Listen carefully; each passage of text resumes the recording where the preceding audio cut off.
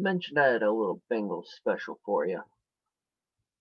I know their season ended a couple weeks ago, but I thought it'd be good to talk about a couple guys who may have potentially played their last down in Cincinnati. And I thought they deserved their own video compared to the rest. AJ Green and Geno Atkins. Let's talk about AJ first. Finally played 16 games, first time in 2 years, but he looked very rusty.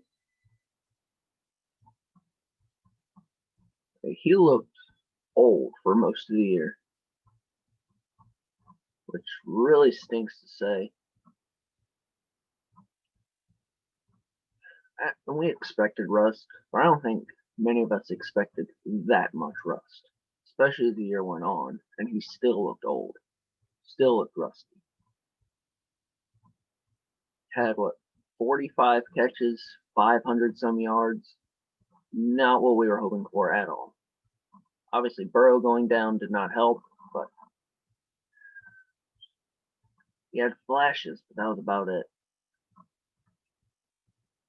So I think when you're talking about the likelihood of him coming back, I think you're maybe looking about 20% at most. Because he said all along he wants to be paid what he thinks he should be paid. So he's set his price. I don't think the Bengals are going to match that. Granted, I don't think a lot of other teams are going to either, but I think the likely scenario is that he's eventually going to lower his price enough to where a wide receiver needy team like the Packers or Patriots says, yes, we'll take a chance on that price. And AJ says, I'll take a chance too. Now, the loyal, eternal optimist inside me is going to formulate some way where maybe AJ is going to stay. And I have that. Because you look at the Bengals wide receiver room, half of them are free agents. AJ, John Ross, thankfully,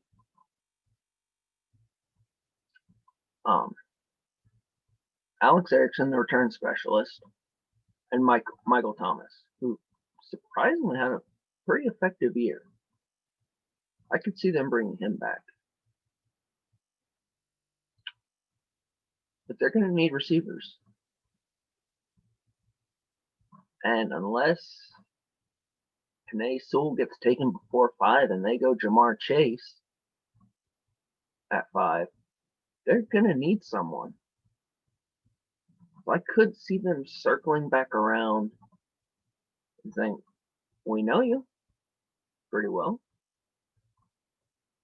Now, if you look healthy, we'll give you a little deal. Now, of course, not for what he's looking for, at least at the onset of free agency. And then you look at it from AJ's perspective. He set his price. Maybe no team thinks he's worth that. And he keeps lowering it. And by the time a team says, yeah, we'll take you on that, it's about the same level as what the Bengals are at. And he says, well, the Bengals know me best. They know my injury history. I'll stay here. That's about the only way I see that working out. But the likelihood, obviously, is that he is done in Cincinnati, sadly. So now you think, who could they get to replace him? I've seen a couple of articles saying they should go after someone like Josh Reynolds. Josh Reynolds was a nice player for the Rams. But you think about it. He's the third wide receiver in LA. He came to Cincinnati. He'd be the third wide receiver behind Boyd and Higgins. He's probably one of those younger guys who feels he is ready for an expanded role. And I'm not sure Cincinnati really can offer that to a guy like him. So maybe they don't go for a guy like Reynolds. maybe lowered a little bit. So maybe a guy like Chris Conley from Jacksonville or Keelan Cole. A couple guys who are capable of playing outside, so you keep Boyd in the slot. Who can give you solid production, who aren't expecting major roles, but will contribute pretty well. I think you target guys like those on a 1-2-year deal, and you feel a little better about the wide receiver room. Now, Geno Atkins.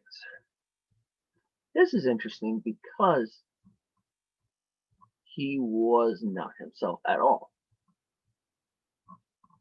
The Geno Atkins we know is not going to have just one tackle on an entire season. I think it's pretty obvious that he was playing hurt, especially when you consider that when he and Dunlap, when their snaps both decreased. Now, yes, Geno is the ultimate professional,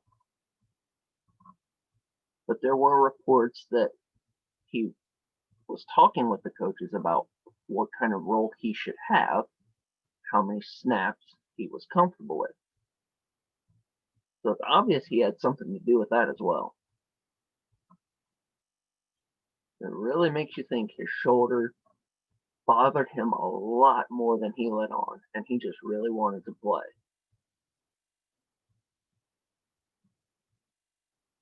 So you can definitely, he's still under contract, unlike AJ Green.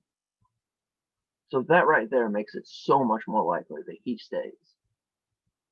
I think you're probably looking about 70-75% chance. Because also you look at it, the Bengals don't like dead cap, big chunks of it. If they cut Geno this year, I believe it's either $5 million or $9 million of dead cap they would have. Whereas if they waited another year, it would be $2 million. I think they see that kind of chunk, and either they're convinced that it was his shoulder that was hampering him all year, or they say, we can't let that kind of cap space go to waste. Let's give it another shot. Either way. He didn't look like himself at all. Give him an off season, get his shoulder right. I think he's going to stay. Plus, you look at it, defensive tackle room would just be decimated if they didn't have Geno. I mean, yes, they're getting DJ Reader back.